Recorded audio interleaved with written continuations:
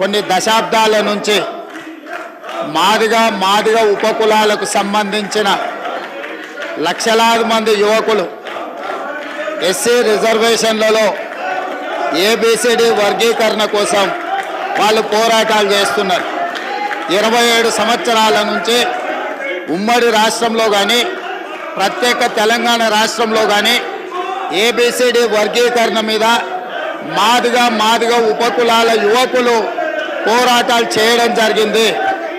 వారి పోరాటాల ఫలితం ఒకనాడు ఇదే శాసనసభలో మాదిగ ఉపకులాల వర్గీకరణ కోసం వాయిదా తీర్మానం ఇస్తే నాతో పాటు ఆనాటి శాసనసభ్యుడు సంపత్ కుమార్ను కూడా ఈ సభ నుంచి బహిష్కరించడం జరిగింది. గత ప్రభుత్వం ఏబిసిడి వర్గీకరణ మీద కేంద్రానికి ప్రధానమంత్రికి విజ్ఞప్తి చేయడానికి అఖిల పక్షాన్ని తీసుకెళ్తామని చెప్పి తీసుకుపోకుండా మాదిగ సోదరులను మోసం చేయడం జరిగింది. కానీ డిసెంబర్ 3, 2023 నాడు ప్రజాప్రభుత్వం బాధ్యత తీసుకున్న తర్వాత తక్షణమే మా ఉప ముఖ్యమంత్రి గారి సూచన మేరకు మాజీ ఉప ముఖ్యమంత్రి ప్రస్తుత మంత్రి దామోదర్ రాజనరసింహ గారి నేతృత్వంలో మా శాసనసభ్యులందరినీ అడ్వకేట్ జనరల్ని ఢిల్లీకి సుప్రీంకోర్టుకు పంపించి న్యాయ కోవిధులతోని చర్చించి సుప్రీంకోర్టులో బలమైన వాదనను తెలంగాణ రాష్ట్ర ప్రభుత్వం కాంగ్రెస్ ప్రభుత్వం వినిపించడంతో ఈనాడు సుప్రీంకోర్టు మాదిగ ఉపకులాల వర్గీకరణకు అనుకూలమైన తీర్పునివ్వడం జరిగింది.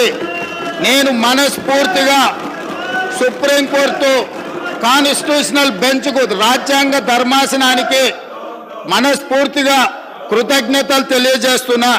7 మంది జడ్జిలలో 6 మంది జడ్జిలు రాష్ట్రాలకు ఏబిసిడి వర్గీకరణ చెయ్యడానికి అనుమతి ఇచ్చింది.